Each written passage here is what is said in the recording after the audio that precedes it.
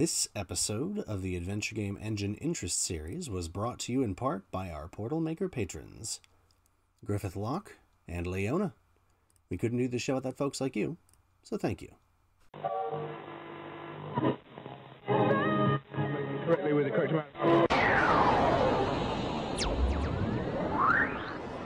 D20 Radio, where gamers roll. www.d20radio.com.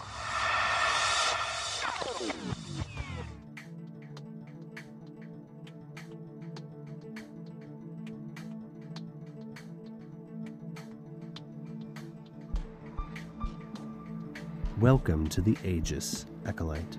We have so many portals, so many wondrous things to show you. But today, I think this one will be perfect.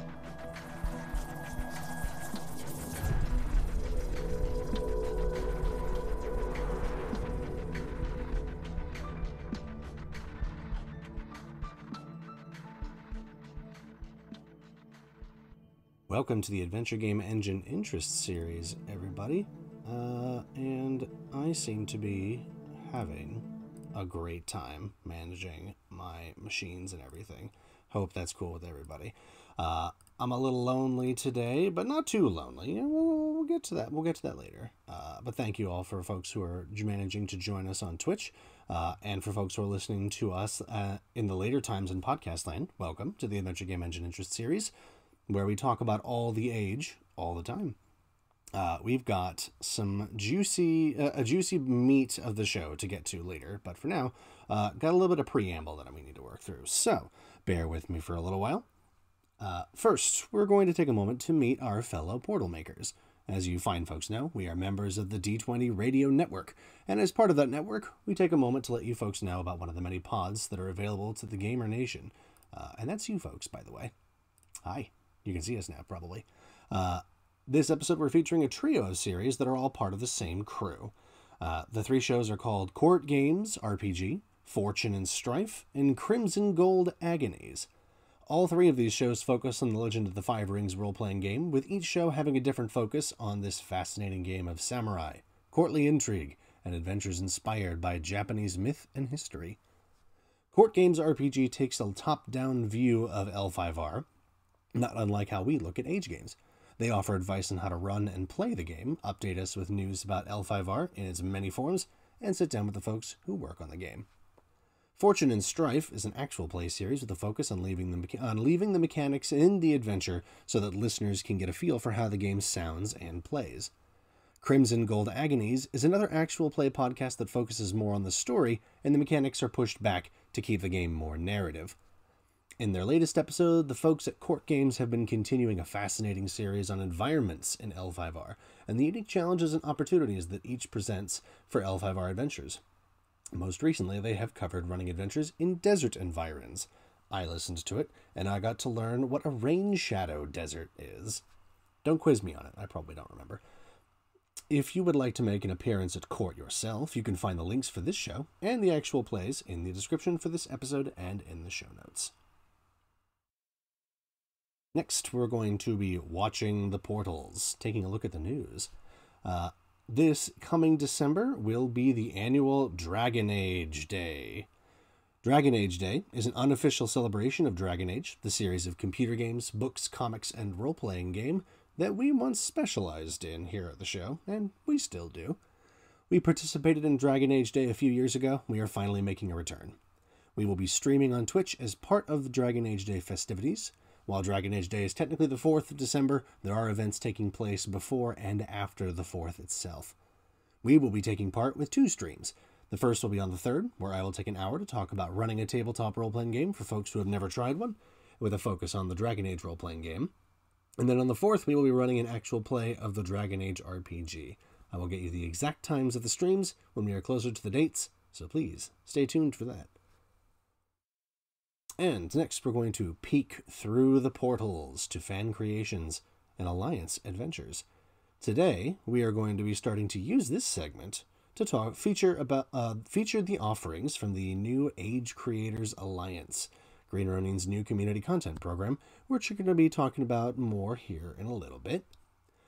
Today we are featuring Flight of the Wayfarer by Richard Malena Weber. This is a fantasy age adventure from levels 1 to 3 where you get an airship. Kind of. This short adventure gets you started in the world of Alduin, where you and your crew get to take a ride on the world's first airship. To quote from the description from DriveThruRPG, the teeming metropolis of Alduin is about to be treated to the next great advance in magical technology. The launch of the Wayfarer, the world's very first airship, will secure Alduin's status as the most powerful city in all the land, an outcome that some of the neighbors would rather see fail. Can the heroes wade through a battle of industrial espionage with the future of 2 nations at stake? This adventure is perfect for a group of 1 to 3 heroes, ready for adventure on a grand scale. The adventure itself has some excellent art and looks very well laid out, in my opinion. The adventure should run fairly quick. It's only 11 pages long, but it promises some real excitement and the chance for the heroes to make some big decisions for this setting. There's also a full playthrough of this adventure on YouTube if you'd like to watch it be played out. The YouTube channel, the RPG Exploration Society, which is a channel that explores new role-playing games you might not have tried, has a group run through the adventure by themselves. The link to this adventure and the playthrough on YouTube will be included in the description and the notes of this episode. Whew. All right. Well, now that I've got all of that out of the way, I think we need to get to the exciting part of this show, where I get to introduce a very special guest back to the show for his second time, and Mr. Malcolm Sheppard. Thank you for joining us again. Thank you very much, and hello everyone. Good to be here. Yeah, thank you so much for being here again. It's always good to have you along. Oh, shucks. Malcolm here joined us back in episode 4 to talk about Modern Age, which he is in charge of at Green Ronin. Yes, mostly. Mostly. Fair enough.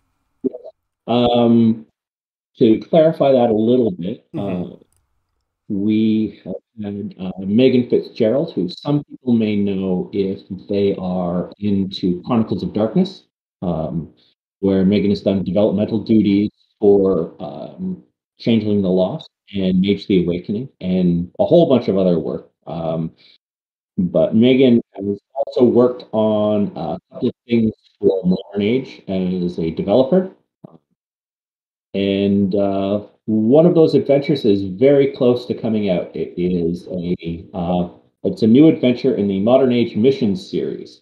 So called Flight 1701. It's super cool. And I can't wait for it to come out. It's very close now. And maybe I should have mentioned it in the pre-briefing, but surprise. There it is. But yes, other than that, I'm the Modern Age person. If you want to talk Modern Age, this is the guy to go to. I'm glad you could come back to us and talk to us again, especially on this auspicious time where we've got a whole new Modern Age book that's out. This is true. Folks who are eagle-eared listeners, I don't know if eagles are good at hearing, poor analogy, but folks who maybe paid attention to the last episode know that we've already talked about the Modern Age Mastery Guide, but we talked about it from our perspective, from the perspective of someone who's cracked open that PDF and taken a good look, gotten some first impressions, and came to you folks with our book report, so to speak. But now we've got one of the folks who actually got to type some of the words that went in there. So we're going to get a very different perspective, is at least my humble hope. Would you mind talking about this brand new book that you've got out there? Not at all. And the Modern Age Mastery Guide is in pre-order and PDF. And it will be, it is awaiting its arrival on our shores for print and stuff. It was not printed in Asia, just in case you're wondering about the logistics end of it. So we do expect it to arrive in a reasonable amount of time. However, don't ask me more detailed questions about that because that's an whole other part of the company. And if I was that smart, I wouldn't be a game developer. So fair enough. Go Yeah, where so the the money Modern Age is. Mastery Guide is it's something I've kind of wanted to do for a while because the thing I don't like about player-facing material, and GM-facing material is that they tend to be sequestered from each other, right? So you buy the Game Master's Guide, right? And sometimes you buy the Player's Guide. But of course, the GM is always going to buy the Player's Guide, right? If they're completists like that, you're not going to have a table full of players with the players' guides and a GM who doesn't have. And conversely, it doesn't seem to be like there are no real secrets in game master advice outside of the twist of specific adventures. So why not do a book that does them both and is also developed with an eye toward synchronizing those two sets of advice, right? So that they are a whole. And that creates a lot of neat effects for us because, for one thing, it means that I can turn around some jamming advice and apply it back to players, right? Because often we think of game masters as the people who have to develop the craft, and players as the ones who just kind of show up. And really, players can also improve their craft, right? And help the GM out, right? And players can use some of the tools that we typically think of as being kind of game master focused tools. And one of those, for example, and this is something that comes up repeatedly in advice in the book, is having out of character, out of game discussion, right? It is perfectly fine as a player to be direct about your desires and your needs. And that is something that comes up repeatedly in the advice in the book, right?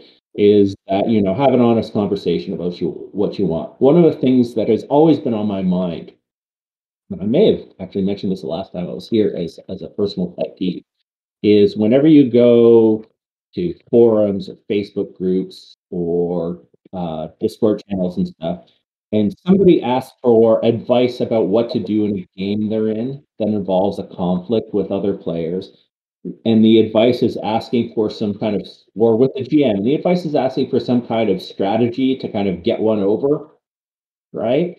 On on the people you're playing with, right? And I can't help but thinking that, well, you've already lost, right? If there's a way to lose an RPG, that's it.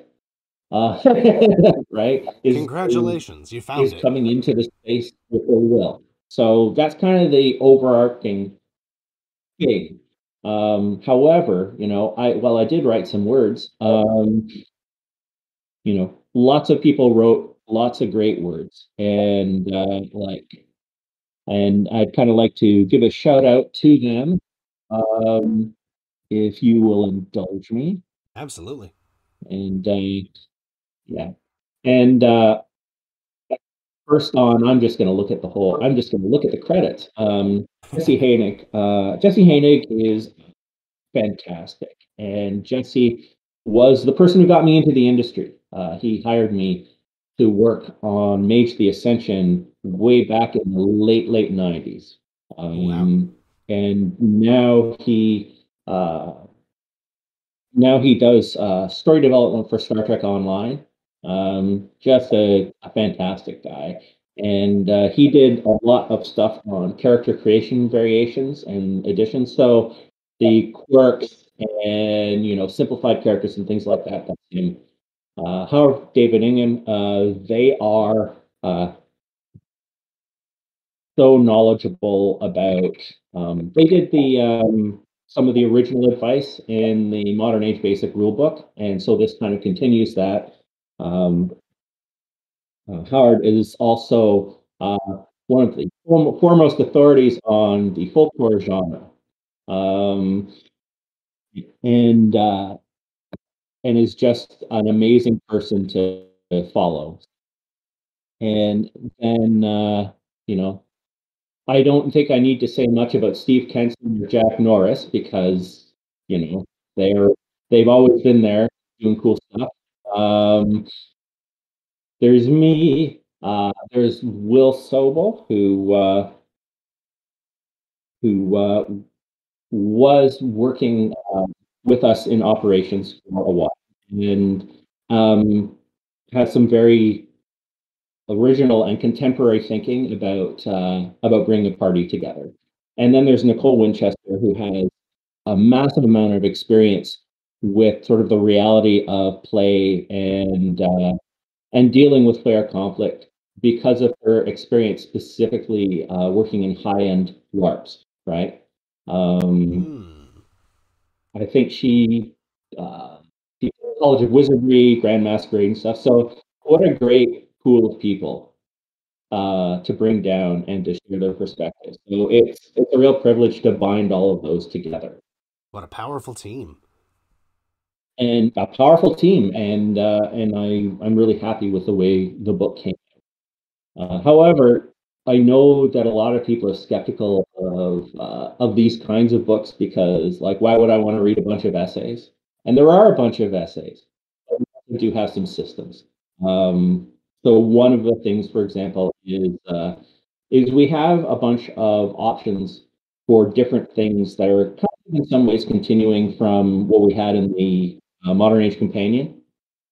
So this can kind of be considered a partner to the Modern Age Companion, and together it opens up the game quite a bit, and it kind of does some things a little like it tinkers with some more fundamental things, right? So, like, what if we have a simplified character with only 3 abilities? Right? How do focuses work with a character like that? Or what if we have a character who is just a typical person with 0 in everything, and maybe one thing they're kind of good at? Um, right? There are a couple of things you can do with that, right? Of course, if you're into the horror genre, like, the thing to do is because those people take like 5 minutes to make, you make them up, and then you run a preamble where the monster massacres them. So you get to play through being eaten or turned into a gelatin-like substance or whatever, and then you can bring out your normal PCs and figure out what happened to these jelly corpses who got around. Right. Ooh, man. So there's all this kind of like very, digging up the core and fooling around with and seeing what we can do with it, right? And of course, there are some recommended revisions to the rules that come with having, a couple of years under our belt, right? I've been running it and I've been playing in it. Well, actually, one thing right now is I mentioned this blogging for Green Ronin, but I currently play in a Modern Age 3 full game, but I don't run it. So it's very interesting to see how the GM um, interprets the information they have, right? And it's been very constructive for me. And between that and running, and talking to people and everything, we kind of came up with a couple of changes for the rules. For example, we really, we came to the conclusion that we really lowballed. Well, we didn't really. We kind of lowballed stunt attack, right? So, this is one, so now with stunt attack, generally it's two, you get 2 SP, or if you get doubles, you get the number on the stunt die, whichever is better, Ah, right? okay. So that hits the minimum threshold for a lot of stunts where the intention is really that the stunt takes the place of that kind of maneuvery things that you're used to in a lot of games. Like if you remember, like, in 3E, now I want to do a grapple and everybody tears their hair out, right? Ugh. So, so stunts are supposed to take the place of that in modern age, but if we just give you one stunt point when you really want to do it, you can't do much. So, And what do I do with all these a lot of flow charts? yeah. So, and so yeah, that's kind of the high level look at the book. Um, what do you want to know specifically about it? Let's see. What do you want to say about it specifically? What questions do you have? Let's see. Well, you covered a couple of things, but let's see. My first question was what separates the Mastery Guide from other Modern Age books, and I think we've covered that pretty well. Is there anything else you'd like to say about it? I guess the difference in the rules parts between it and the companion are, again, like I said, they're more fundamental and also they are directed, some of them are directed at players, and some of them are directed at GMs. Of course, RPGs being what they are, generally you as a player can't decide that you really like this cool new system and you're going to use it, and you're going to play someone with only 3 ability scores when everybody else has 9. So yeah, the GM needs to approve that kind of thing. But you know what? Conversely, I think my approach to game mastering has always been that aside from little tweaks, you really need everybody's agreement on any changes or elements you bring into the game too. So, mutual consent doesn't just apply to the soft elements, it also applies to the mechanics, right? Um, so we have those directed mechanics in a way that really wasn't present in the companion. But they are kind of under that overarching thing. So, for example, if we go to chapter 5, a player's miscellany, um, one neat subsystem we have in here is dramatic explosives. Yes. This was a great thing from Jack. Basically, everybody knows that nobody rolls for damage in movies where things blow up. So instead, the dramatic explosive system kind of runs it so that, what is the effect that we want this thing to have? And that determines how hard it is to do. And also, how it is countered, right?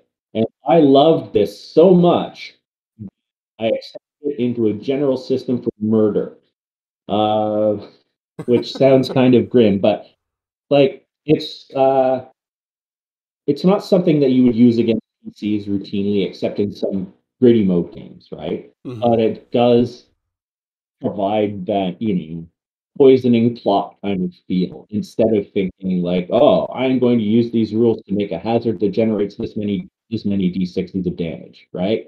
I mean, I guess you Because could, but yeah, I'm already bored describing it that way.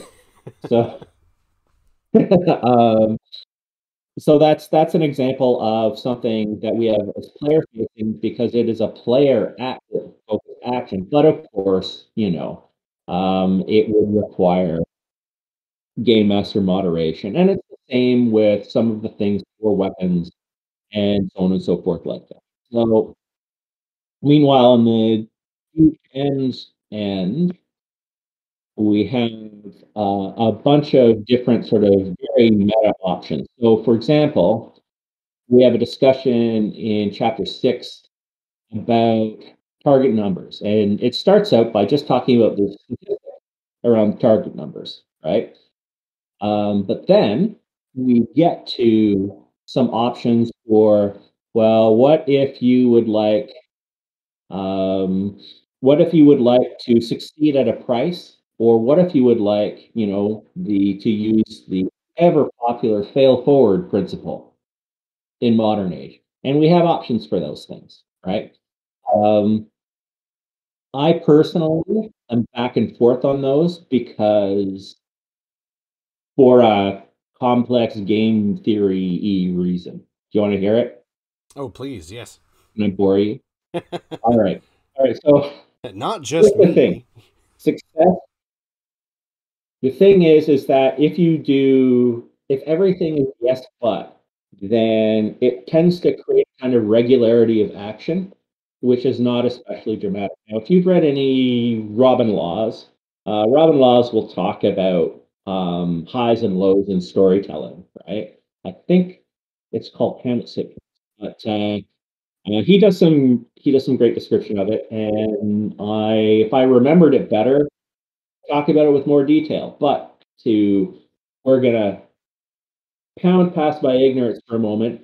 And my point is that failure, there is the thing where failure makes eventual success seem sweet, right? So I think of that in terms of kind of, the amplitude of play, right? Um, with a lot of fail forward implementations, we kind of get which is all right, the story always moves forward. People feel like they're getting things done. But is anything really exceptional, right?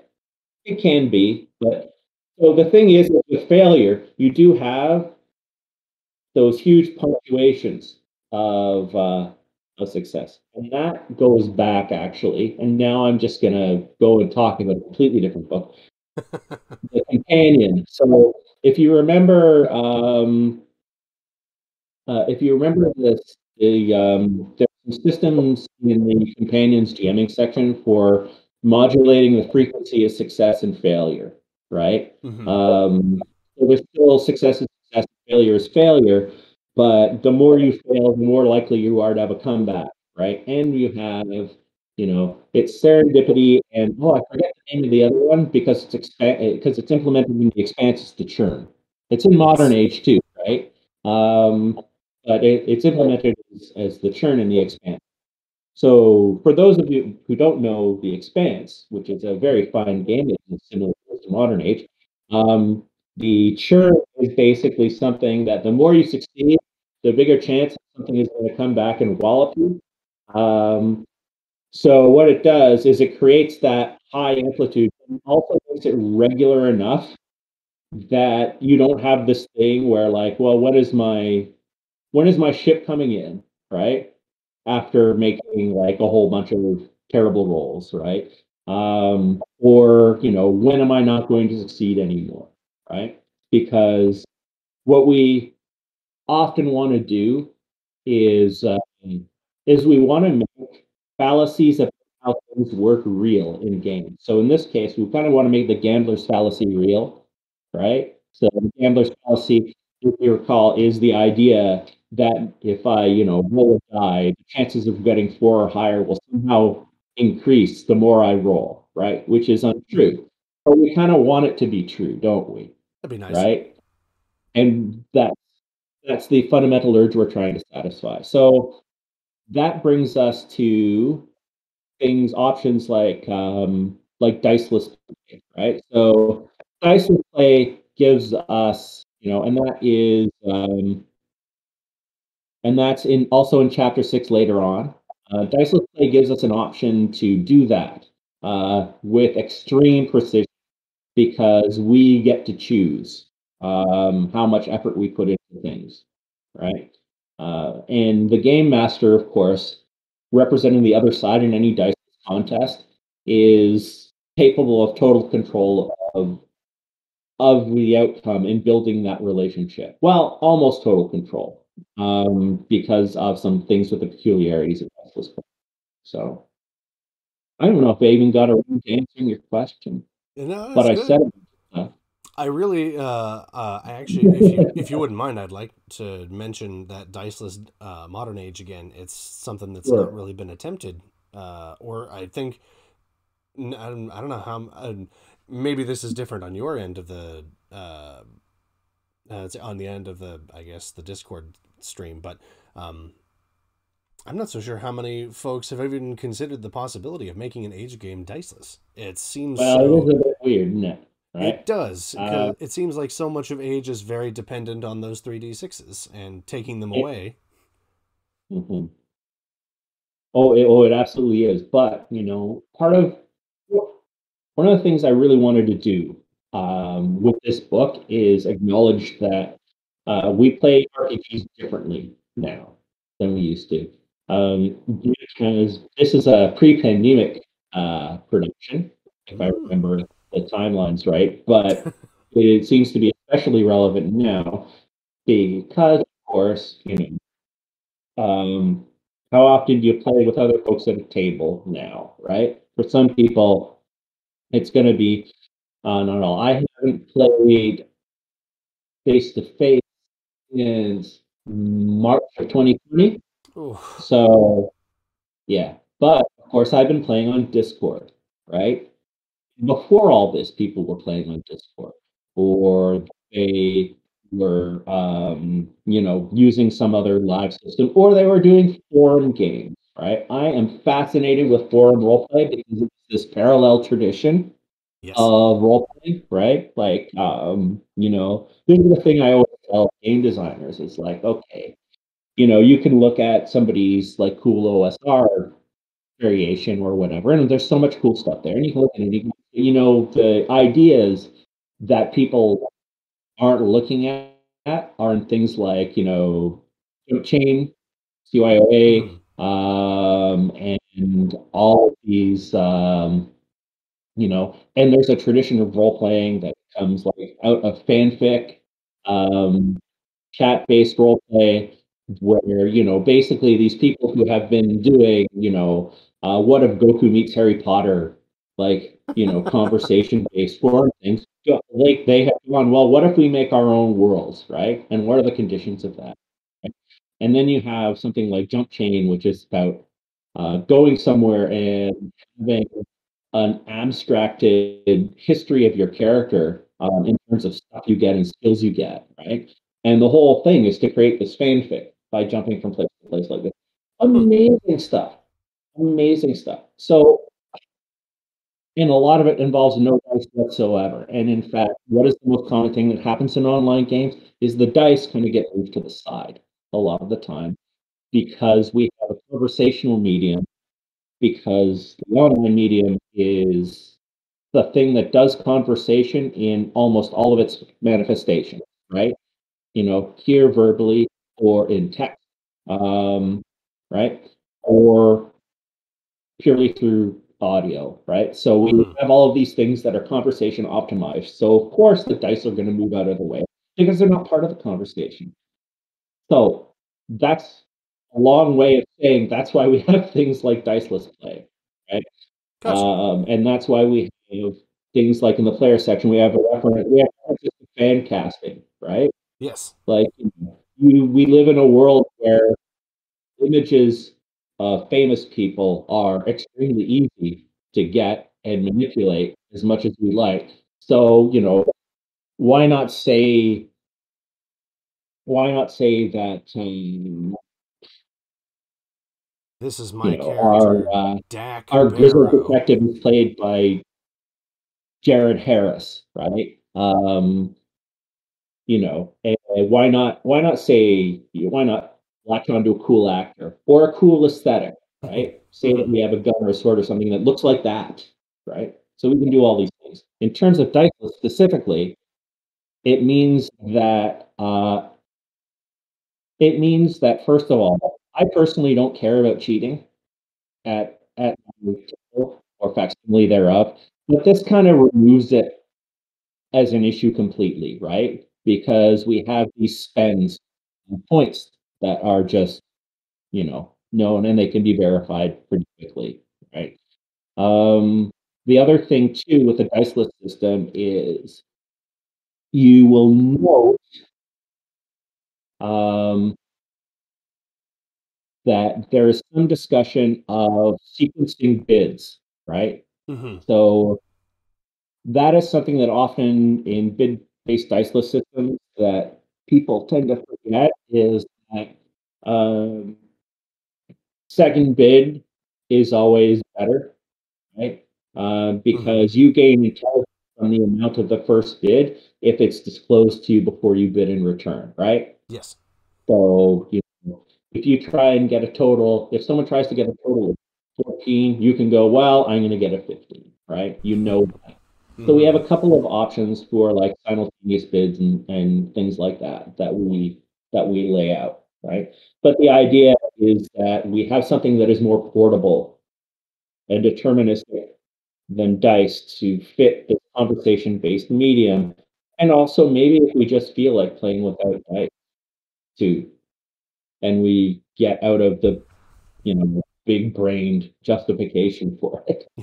I really liked how deliberate it seemed. Well, how deliberate the play style seems. It's very much about Mm-hmm. spending those points and reaching into the because stunts are a pool now, right? A communal pool that folks Mm-hmm. share and draw on when they want to use them.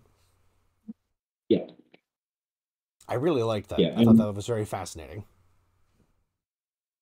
honestly, constant temptation designing for is that stunts are so cool. You want to give them to people more.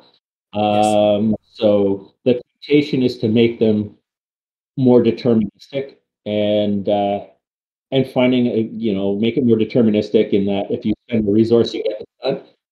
And it's a good thing. It's a good tension to have because that's how Steve Kenson ends up inventing fork in the Expanse, right?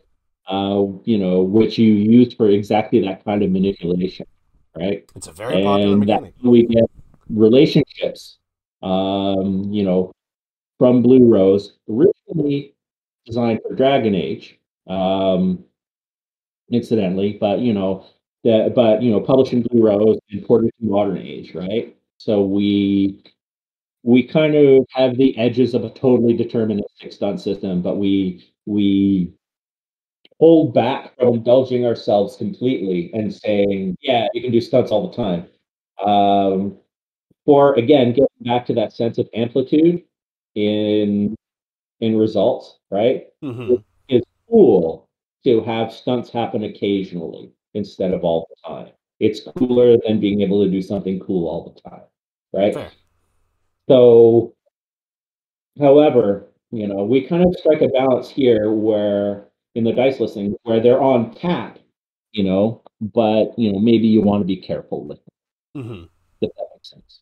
There we go. Boop. All right. Let's see. Goodness, what can you do with the mastery guide? I mean, I think we've answered that quite well. Let's see. Do you have, let's play favorites. Do you have a favorite part, or maybe if not a favorite, like a top 5 of your spots in the mastery guide?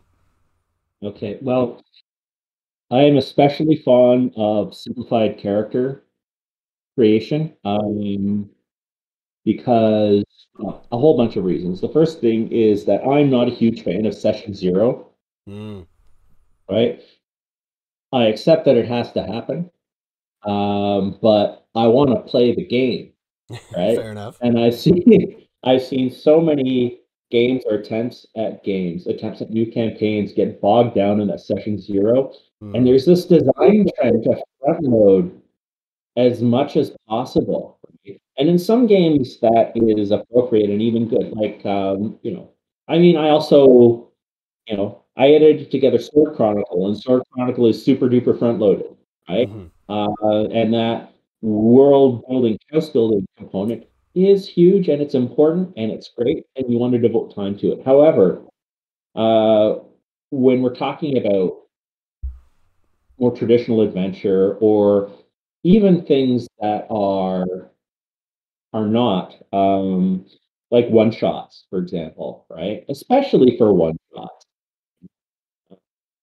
often people will I think often people will say they want to run a campaign, but they really want to just run a short sequence or even a one shot, but they feel like they need to do it to justify having the session zero.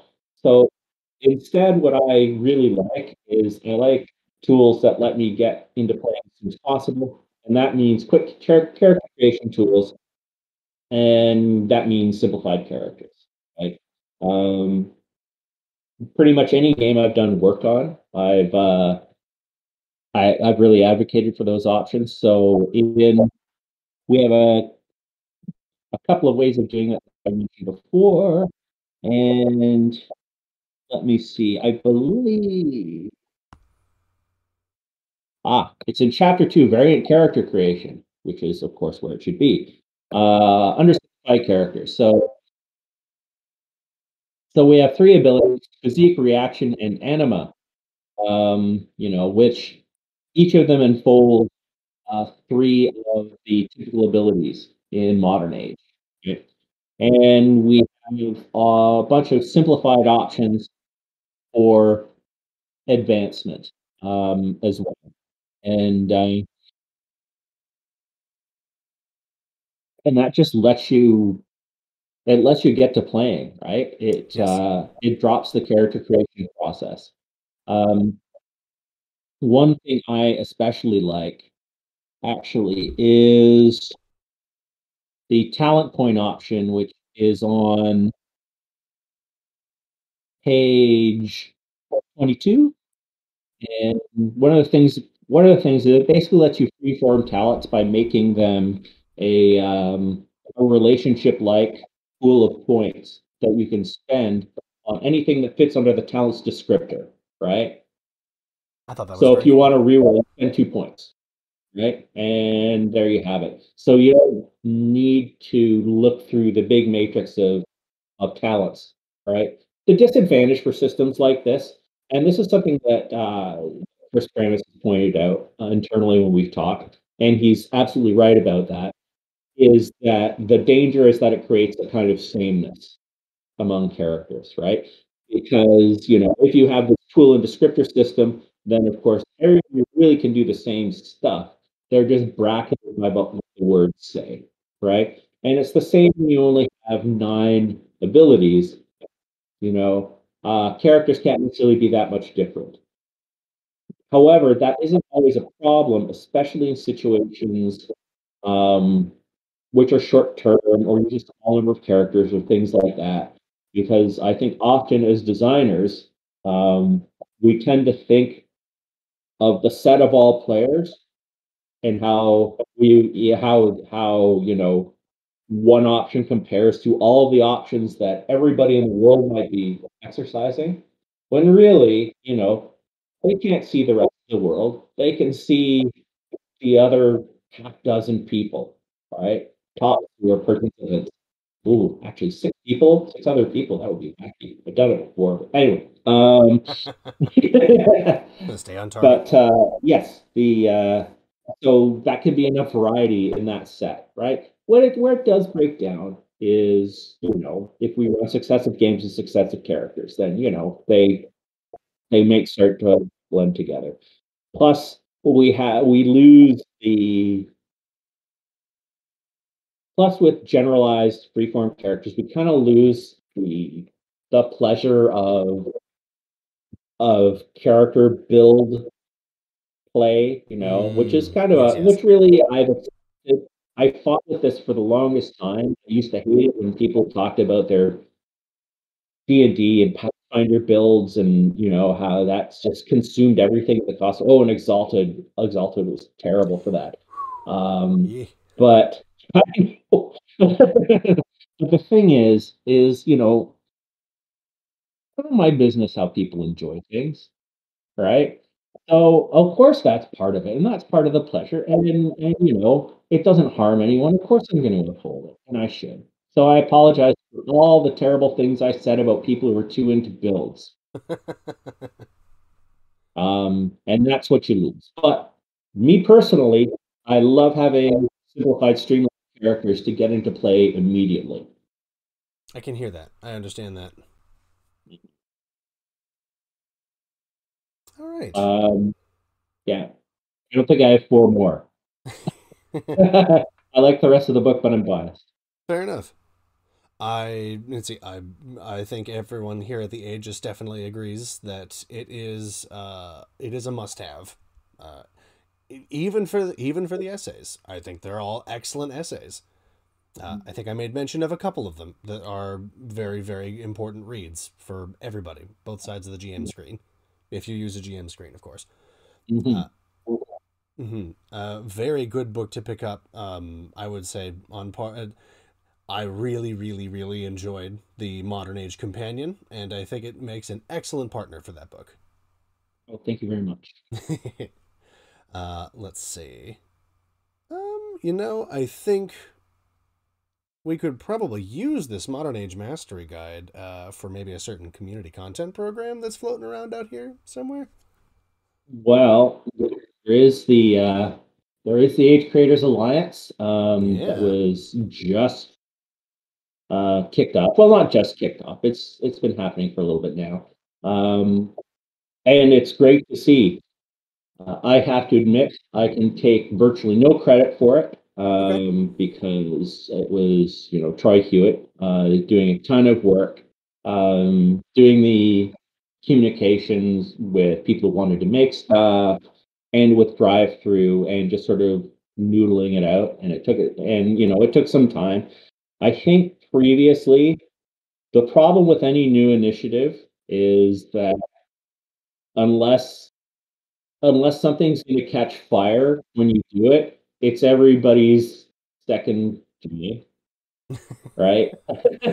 So you have like, like, yeah, it would be nice to have this program, but also how about books, right? Right. I think we kind of got the right person in Troy to make that happen. And I'm kind of intrigued about some of the stuff we have here. I'm going to go over to drive through right now. Oh, please do. So, we've got a handful of stuff happening, and uh, something that appears to be misfiled Oh, no. by the contributor. So, Uh-oh. we in fact have nothing to do with Rime of the Frost Maiden, and I hope that gets fixed soon. But you have mentioned, Flight of the Wayfarer, Changing Seasons, and a bunch of other things, and well, two other things now. More coming. The focus right now at this stage of the program is adventure and setting material. So that's why we have, like, right now there's a 15%,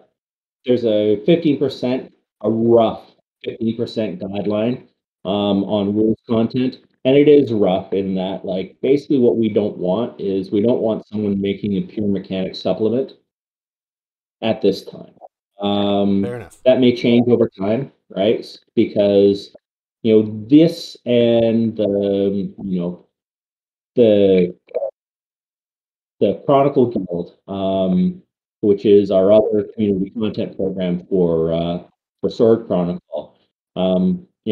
Those are really our first tips into those. So we kind of want to see what works, but we do know that for Fantasy Age and Modern Age, the big demand has been for adventure and setting support, and we would really like creators to do that, Yes, please. because we want people to play the games, and we want people to inhabit worlds in the games, because that's what transitions a game from this thing that you bought the core book of, and you might play at conventions, to your weekly, right? Yes.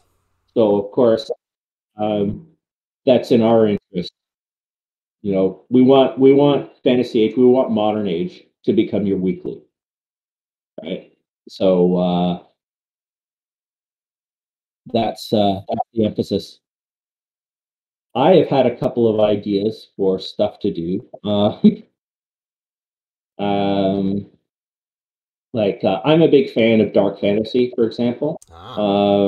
So certainly, like, a gothic fantasy adventure, Ooh. or something like that is something that's percolating in my mind. But I don't have a specific thing in mind, right? But certainly, like, I've been thinking about it ever since I worked on the Lost Citadel Fantasy Age supplement. Yes. So for your listeners, we have the Lost Citadel Welcome game, which is a big 5th edition setting that is post Undead Apocalypse. Right. However, also have a complete conversion of it for Fantasy Age, the Fantasy Age Conversion Codex, so that you can play it in Fantasy Age or in 5e. So, working on that kind of material, I was quite interested in, seeing how I could revisit that vibe and that atmosphere, right? Especially because, uh, Green Ronin, we're just not the kind of company where, we want to depict scenes where, people's heads explode and shower gore all the time, right? It's not at the forefront of the company image, shall we say. Fair enough. It's not that it's not allowed. it's just that It's just that, we often have more lighthearted tastes, right? Like, so, for example, in Threefold, right? There's the grim, dark parts of Threefold, but there is also, fantasy tourism, right? And that kind of fits the balance that I have, right? But I do kind of want to see what our very, sinister atmospheric fantasy adventure would be. You've got a lot of tools to do it with, and Yes. if you do write it, we will probably feature it on this show as well. Well, we should see. I mean, it would have to happen in my copious spare time.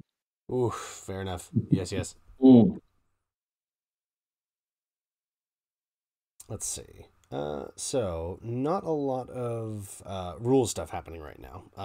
There are guidelines that that folks can take a look at. I'll try and get a link to those available in the description and in the show notes.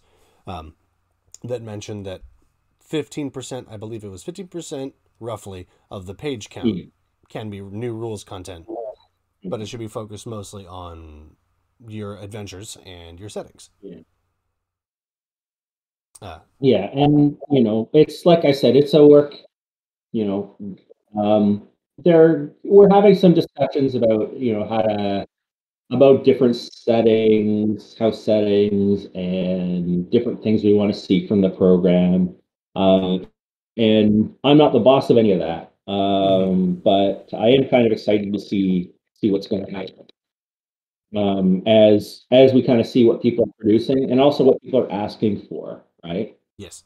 Um, and this is such a huge thing generally to just tell to everybody. Like, um, a lot of the time people will talk about, oh, I wish there was such and such thing, but they'll talk about it in a place that we aren't there necessarily, right? Like, we're Gotcha. not reading all of the Facebook groups, and we're not on all the Discord channels, You're not? or all of the other places where people are talking about things. So you're just kind of writing your message on a piece of paper and throwing it into the darkness and hoping that it hits somebody in the head, uh, who can do something about it. So, we quite like it when you use the less circuitous routes, such as, for example, our social media presence, or making contact with us to tell us what you're interested in. It's really helpful, especially if it's about things to do with what you want to play and run, as opposed to, shall we say, more abstract wants and needs, right? Um, certainly we love it when people have deep and complex thoughts about game design generally. It's just that we don't always have the time to have that conversation with them. That's fair. So we kind of need to know more about, I'm running Fantasy Age, and I would appreciate having, I would appreciate having more run of the mill spear carrier type monsters, for example, is the kind of thing that you might share with us, and we're like, wow, cool, we totally want that. Like, I know for me, I my wish list for the new core, when I was talking to ONKC Stevens, is make sure you can find the stats for horses. I always have trouble finding the horses, right? It sounds like the dumbest thing, but sometimes you really need to find those horses. Sometimes you need to know, how many times that horse can get punched. Yeah, how many times the horse can get punched? It And definitely came up in one of my Dragon Age games. yes, in my grim dark horse punching adventure coming soon for the Age Creators Alliance, horse puncher, horse punching. Horse Puncher 2000. Oh man. That would be like a gritty British comic horse punching, right? The horse punching of 2000 AD. I'm already kind of starting to regret this joke. I'm not so sure how much deeper I want to go You into would the not horse be the punching first to have an genre. interaction with me and get that feeling, All but right. you're taking it very well. Fantastic. Thank you. Um, let's see. So, as far as I can tell right now, I've not seen anyone make any submissions for Modern Age specifically yet. So far, it looks like it's mostly been It is for Fantasy Age. Guilty as charged. Fantasy Age is my specialty at the current, so the two adventures that I've put in there are both Fantasy Age right now. Listen, I understand that the fantasy genre is the big thing. And I work on my modern game. And it is, I would say the difference between fantasy age and modern age is that I think fantasy age appeals to people more as a like, I got this thing and I'm gonna run it, right? Mm-hmm. Because of course, most of us get into RPGs through traditional fantasy, right?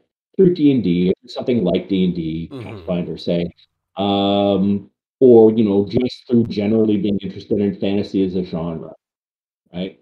Yes. And that's what brings us to, and we have a sense of how fantasy works, right? About like what a plucky group of heroes from diverse backgrounds are like going to do their thing in a semi-lawless, semi-wild world full of the ideas of the genre are intuitive, right? But there's no classic modern genre, really, right? Instead, there is horror, and there's urban fantasy, and there's crime dramas, in a bunch of genres within the modern genre, and modern age has to be focused toward that.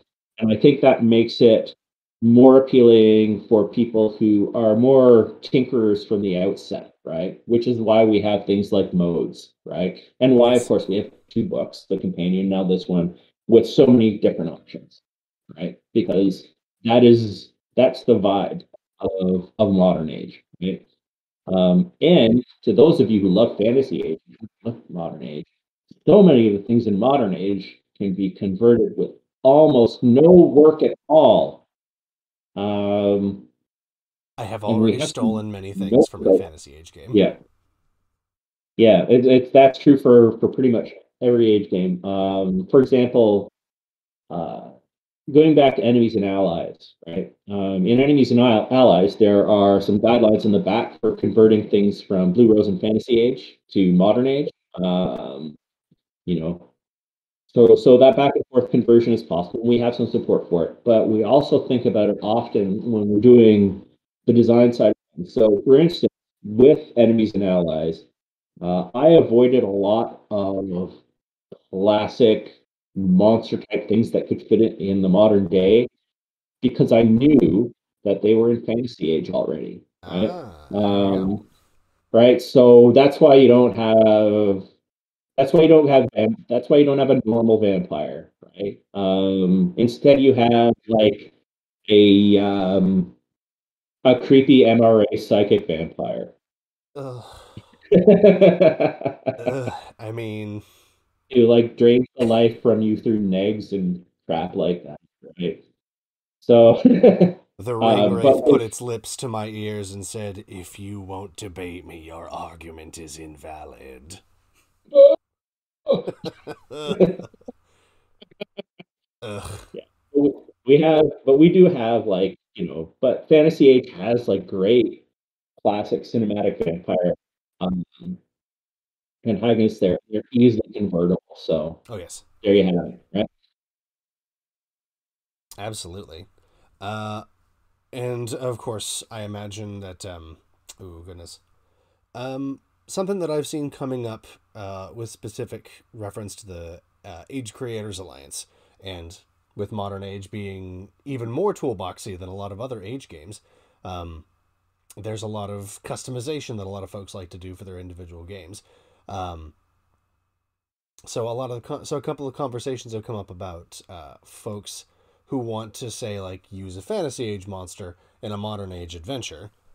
Mhm. Um, and then that does create the tricky situation where the GM is has got to have not only like the modern age basic rulebook, but also Mhm. probably want to pick up the fantasy age bestiary. So, do you know exactly how much leeway folks have for maybe like reprinting a version, or even like maybe a renamed or a resculpted version of a monster that's in an age book, so that they don't have, just to like Oh, limit how much folks need to be dipping their toes into multiple age lines if they don't want to, unlike me, who wants to dip their toes into everyone. ooh. Well, yeah, that is something where I would contact Okay, with you by default don't assume that you can just reproduce something very good. complete.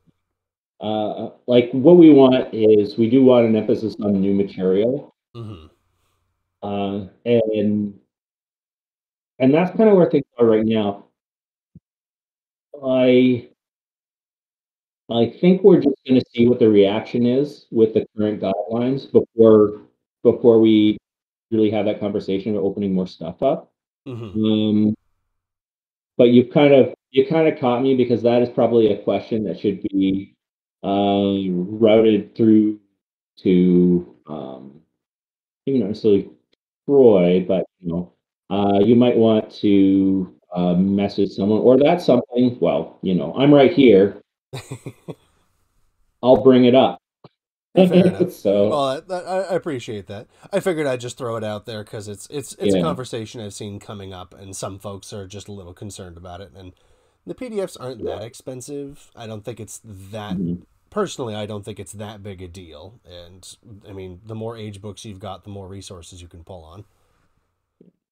Well, Um, I mean, the fact of the matter is that we want people to buy these books that the things are in, that's fair. and and that's just kind of the way it is. But certainly, I understand like people not wanting to go outside their own line to get something that they feel is elemental to the subgenre that they're running. Um, but certainly, there are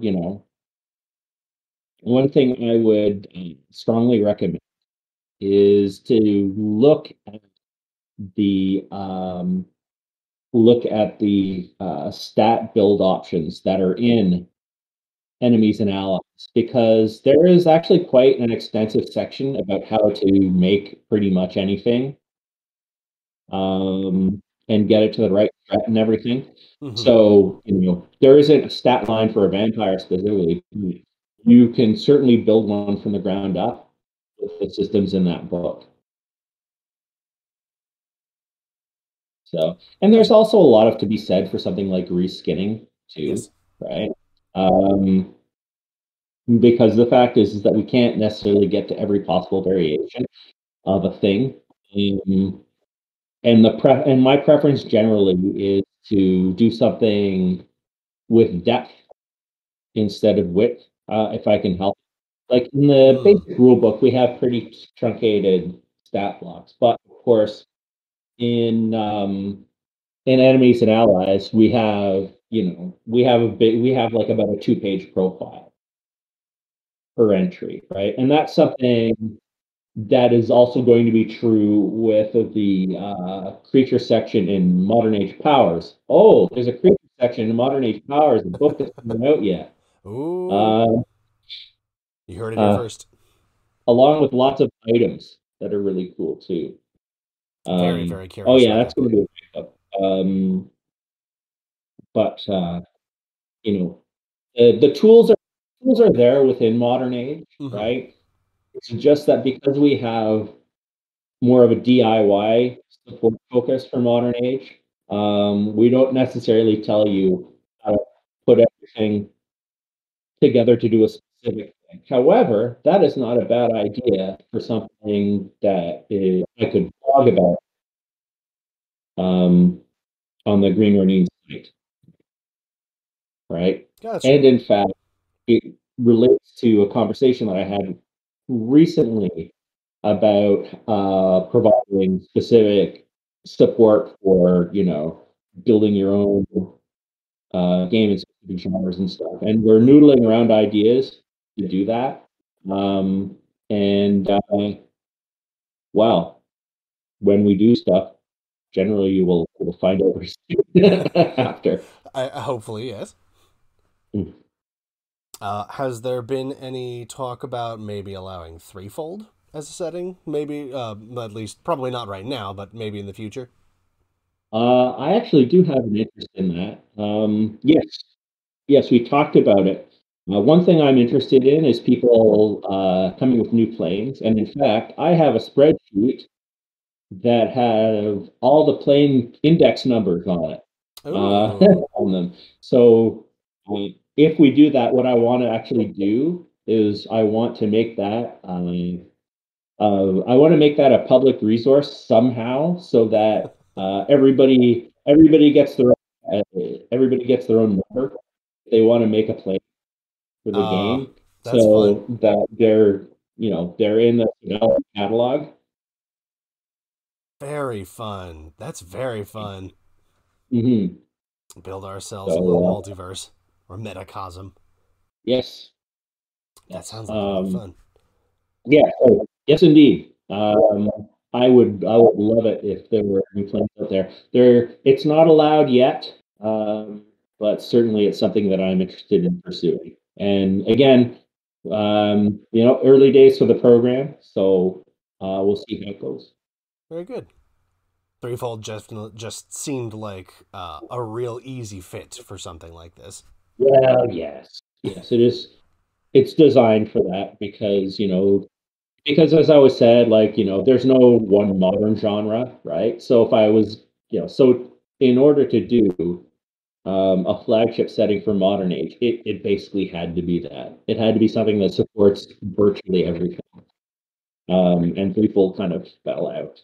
Um, It was originally it originally started out as a series of Venn diagrams that I was waving at other people at the company, right? And here's horror, and here's fantasy, and here's this, and here's the thing that binds them all together. How does it bind them all together? I'm working on that. And then Glue it and finally came together. desperation. Yes. Hey, whatever works. Whatever holds that Mm, metacosm together. The Sodality yes. folks could use that help. Mhm. Whew. All right. Well, we've gone on for a good little while. Yes. I think that this has been very exciting and illuminating. Um, is there anything else that you'd like to throw out there before we close out? Um. Hmm. Well, we are working on, we are working on ways, like I said, to sort of help people do stuff in different genres with modern age, in particular. And there is actually, I'm not sure when it's going to come out, but I'm not sure if I should tell you, but I'm going to tell you anyway. Ooh. Uh, you know about Fantasy Age Trojan War, right? Yes. Yeah, so Fantasy Age Trojan War is, a little focused supplement for Fantasy Age.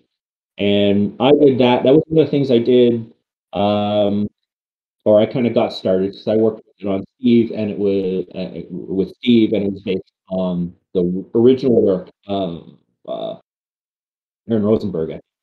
And that was after working on the Fantasy Age conversion codex, right, which was a similar length and a similar kind of work on one thing. So I loved working on that, and I thought I want to do one thing for modern age.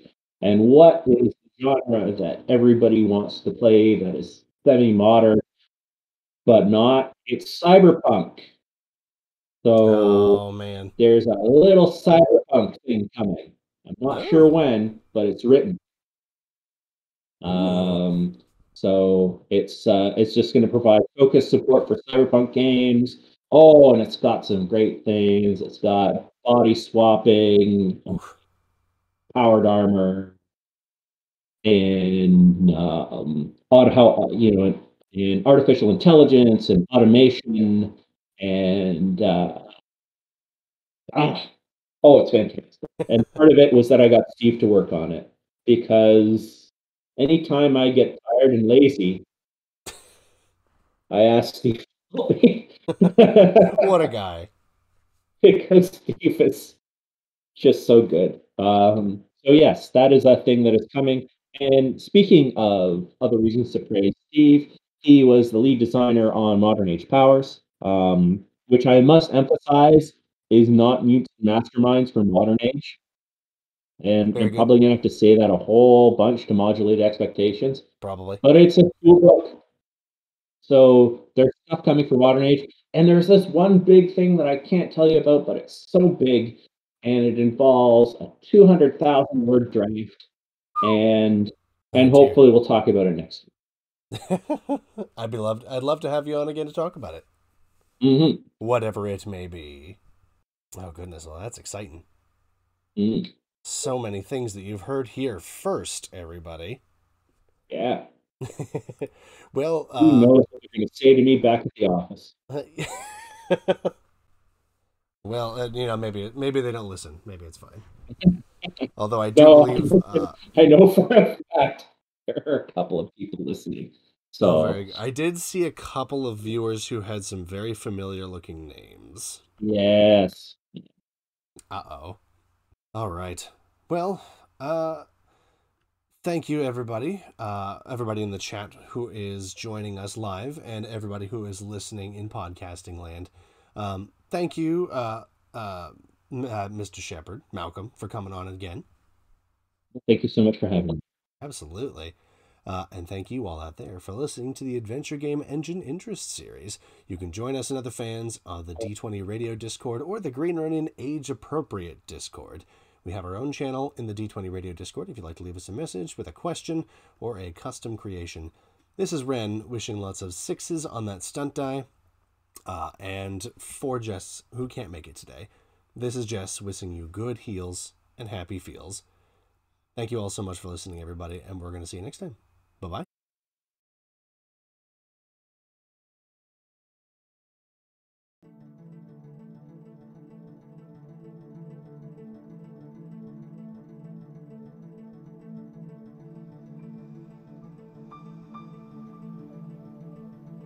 Thank you for listening to the Adventure Game Engine Interest Series.